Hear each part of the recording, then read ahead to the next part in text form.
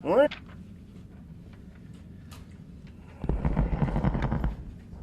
Give me a little room for my stuff here. So I'd first like to start out by thanking you all for coming today. Before we get started, I'd like to wish a speedy recovery to the Milwaukee County Deputy Sheriff that was shot yesterday. We're here today to give a brief update on the horrific events that were discovered this past Sunday on the 2500 block of North 21st Street.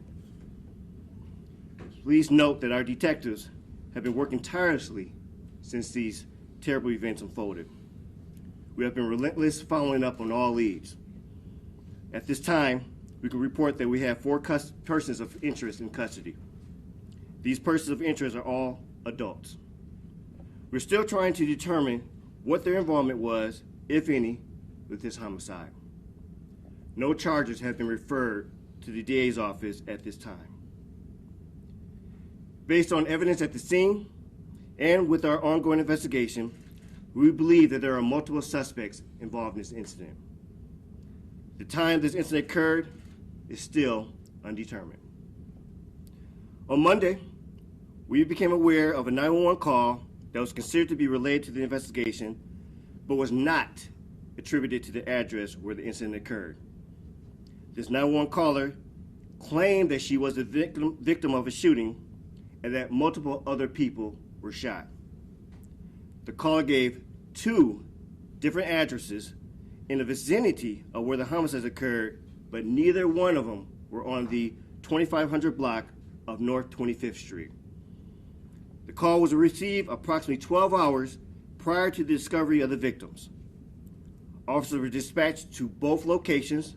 However, they did not locate any evidence of the shooting and were unable to make contact with the caller.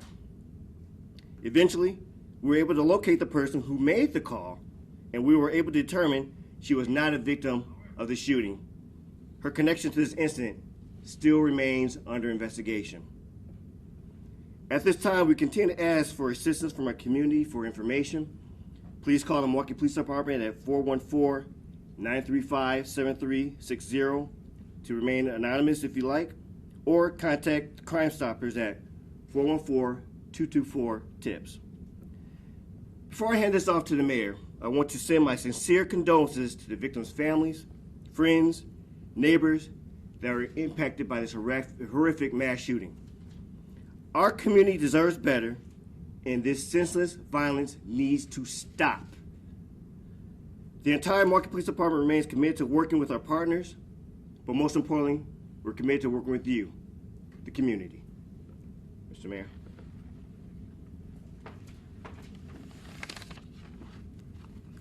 First, I would like to thank Chief Norman and all the members of the Milwaukee Police Department who have been working tirelessly around the clock to address this issue. We really appreciate the work that you guys do to keep our community safe. You know, all of us here, myself, the Chief, Alderman Stamper, who you'll hear from in just a moment, we're all working to make Milwaukee a safer city. Accountability for those who commit crimes and justice for crime victims are a part of making our community safer. We can't be afraid to say that. There needs to be accountability for folks who cause damage, harm, and death to members of our community. I want to drive home a very important point today, and that's that everybody, every single one of us, every person in the city of Milwaukee is responsible and has a part in public safety. In this case, I'm certain that there's somebody out there, somebody who knows something, who's seen something, who can say something to help us in this issue where there was a mass shooting and 6 people in our city were left dead. It's time for that person to step forward, to come up, to say something. As the Chief mentioned, the police are doing everything they can to solve this crime, and I have faith that we'll bring the person or the people who committed this heinous act to justice. You know, as I said several weeks ago, at the start of the year when a young woman unfortunately was killed at work, we can't have a city where somebody can go and pull the trigger and kill somebody and then go sit on somebody's couch. We can't have that. when folks see something, you have to step up. You have to say something. And even if you don't come forward directly to the police department, as Chief Norman mentioned, there are opportunities for folks to say things anonymously, to reveal information anonymously. The Milwaukee Police Department has an anonymous tip line. Use it. Crime Stoppers has an anonymous tip line. Use it. If something happened to somebody that we care about in our own family, we'd expect the same thing. If we really want healing and justice in our community, then we need to hold the folks who commit violent acts in our community accountable. That's very important. But in order to get to that accountability, many times, we need people who have information to step up and say something. So that's what my plea is here today. That's what my plea always is and always will be when somebody is hurt or killed in the city of Milwaukee. If you know something, say something. And this incident occurred, as Chief Norman mentioned, and as everybody is well aware, on the 2500 block of North 21st Street.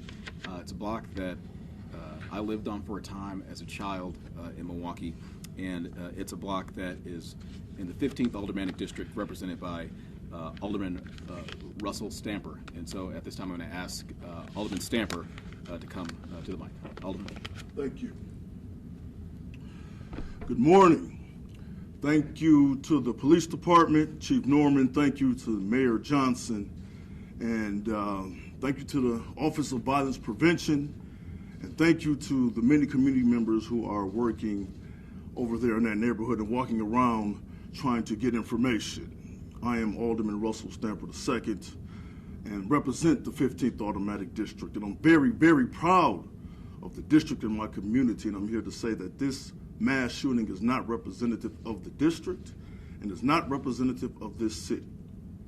So what we have to do in order for us to truly, truly be a safe city is work together to inform all negative behavior and negative activity before something like this occurs. And after it occurs, if it does, you have to inform the proper authorities. If you are concerned about informing the police department, call Crime Stoppers. If you are concerned about informing Crime Stoppers, call the Office of Violence Prevention. If you are concerned about informing the Office of Violence Prevention, contact Alderman Stamper at 414-708-0525. I love that neighborhood. I grew up over there as well. And those residents are concerned, but they also know that this is not representative of their area. Thank you very much, and please help us solve this crime, and please help us solve any crime and strive towards safety in this city. Thank you very much. Thank you, Mr. Mayor and Alderman Stamper, for providing those words. Are there any questions? Start over here, and then we'll work our way around. Okay. Good morning, Chief. Good morning. Let's just go back to the caller, the 911 caller. Is that one of the people in custody, one of the persons of interest you're looking at?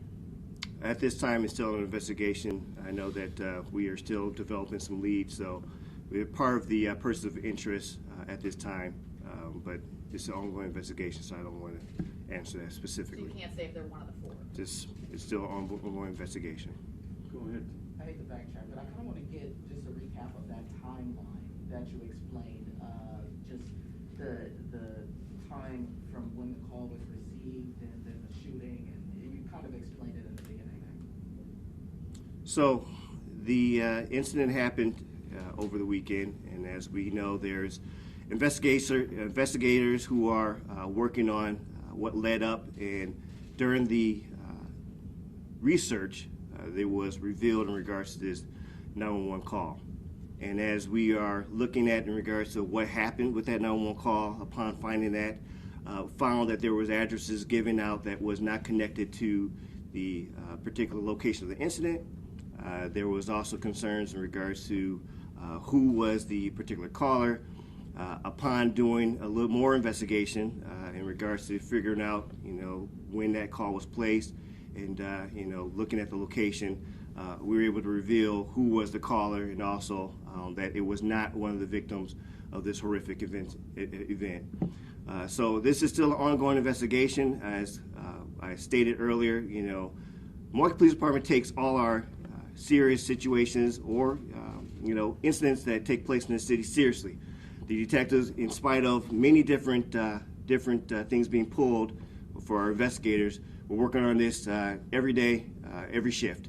So we are still unfolding some other aspects of this particular investigation, but we are very confident that we're getting closer to having, some great leads that will pan out in regards to who's responsible and who's all is responsible in this incident. We're moving into, February, and we've had a long January already. I know you guys are working to solve this crime, of course, but, let this be known, you're not, taking away from other homicides that you're working on. What is that looking like for you now that you're taking on a massive crime scene and also dealing with other homicides as well? To remain committed, to ensure that we are giving the due diligence to all incidents taking place in our city. Understand that we assisted in the, Milwaukee County Sheriff's situation yesterday. Those are part of the investigative team. So we have to understand that we have to, it is a juggling act of sorts, but we are giving the same attention and same tireless work and working with our partners. Obviously, there's more to it than just investigating the crime. We're dealing with trauma in these communities. We're working with, as the Alderman talked about, Mayor talked about, with the Office of Violence Prevention, working with many different partnerships to ensure that we are taking care of not only the incident and resolving that, but also trauma and the healing that needs to take place within that community of dealing with something like this, a mass shooting of this nature. Chief, initially, we were told that there was no threat to the public, given the fact that you said that there might be multiple suspects. Do you stand by that claim? I still stand by that because this was still more of what we understand to be targeted. This is not something where we are saying this is a random act. This is something in regards to, again, many different dynamics that contribute to this incident that we're familiar with in regards to what we're being revealed during this investigation. So I will still stand by that we don't have that fear, but we do have other individuals who we have to determine their level of involvement, that we're asking the public to assist us not only in bringing that information forth, but also bringing individuals who are connected to this so that we can get a clear understanding of what took place. Chief, can you confirm that this was not a murder-suicide, and can you say anything about a possible motive at this point? We are still working on the motive. This is still an ongoing investigation. I never want to say anything with certainty, but what is being revealed, it does not look like it is a murder-suicide, but we are still dealing with an active investigation. We are still looking for other individuals to basically shed more light into this investigation. But again, just as I dealt with the earlier conversation, this is more likely a target situation where we are confident that we are on the right track in finding those who are responsible for this. We'll take two more questions. Go ahead. Speaking of being targeted, we have court documents that show 3 of the victims were on a witness list for a previous homicide in 2020. Is that why they were targeted? We are still looking into all angles. Obviously, you never want to use one explanation to a particular incident and stick to that. Understanding that there might be some other angles that we have to explore. But at this time, we're pretty sure that that is not relative to this particular incident, but we never want to take away any particular explanation for what we're finding in this investigation. One more. Do you have any idea how many guns were used? Still looking to that. I know that there's multiple, but as to the actual number, that's still being looked at in regards to the investigation. Thank you all. I appreciate it, and if any other follow-up information, please work through our PIO office for that.